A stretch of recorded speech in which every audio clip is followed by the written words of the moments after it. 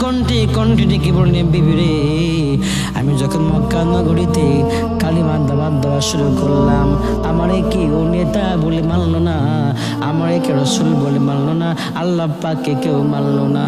এই পানে বিবি রে, বিবি তুমি সাক্ষী থেকো, এমন একটা দিন আসবে মক্কা নগরীতে গড়িতে আল্লাহ রাব্বুল আমিন কালেমার রাজ কায়েম করে ফেলবে।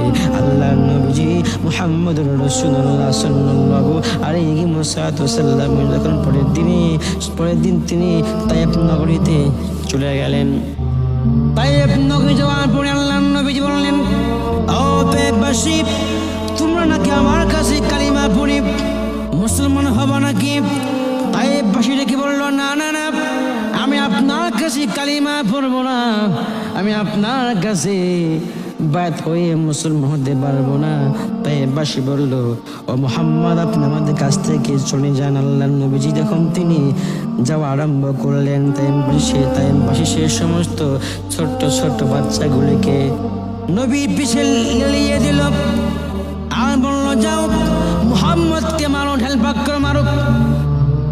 তায়েফবাসীর সমস্ত বাচ্চারাই আল্লাহর নবীজি মুহাম্মদুর রাসূলুল্লাহ সাল্লাল্লাহু আলাইহি ওয়াসাল্লামকে পিছ থেকে আক্রমণ শুরু করলো।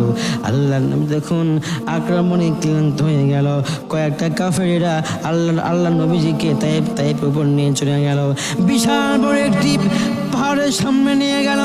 আর নেওয়ার পর আল্লাহর নবীজি মুহাম্মদুর রাসূলুল্লাহ সাল্লাল্লাহু আলাইহি ওয়াসাল্লামকে বিশাল বড় একটি পাহাড় থেকে নবীজিকে যখন ফেলে দিবে, এমন অবস্থায় আল্লাহ পাক রব্বুল আমিন ডেকে বললাম, ও ফেরেশতা জিবরাইল, আর করিস না দেরি, যা তাড়াতাড়ি গিয়ে দেখো আল্লাহর নবীজি মুহাম্মদুর রাসূলুল্লাহকে তায়েফবাসীরা পাহাড় থেকে ফেলে দিবে। আমার নবীজি পাহাড় থেকে পড়বে, নবী বড় কষ্ট পেয়ে যাবে। ও ফেরেশতা যাও, ওই তায়েফবাসী ওই পাহাড় থেকে একটা পাথরকে তুমি বিছানা আকারে তৈরি করে দাও। আল্লাহর নবীজিকে যখন মারা হলো, মারতে মারতে আল্লাহর নবীজির একটি দাঁত মোবারকটাকে ভেঙে ফেলা হলো।